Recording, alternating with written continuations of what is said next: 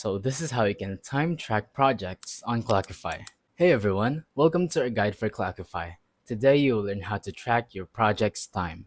So this is pretty simple. Let's go ahead and type up a new project, for example, video editing. If some of you out there are video editors, then Clockify is a good website.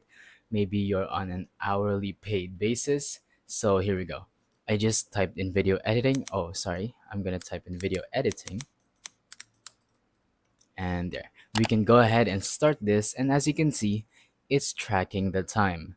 Now once we're done editing, it's going to stop, or we can manually stop it ourselves, and then it's going to show us how much time we did during those work hours. And you can even edit it if you want to. For example, I'm going to do 10 hours, and there we go. So yeah, that's pretty much it. That is how you can track your project time on Clockify. So once again, just type whatever you want here and then tap on start, and then that is when you can start doing your work. And once you're done, you can just simply stop, and it's going to show you how much time you did. So that's pretty much it. Thank you for watching. Don't forget to leave a like, subscribe, and let us know in the comments if the tutorial worked or if you have any questions. Thank you and goodbye.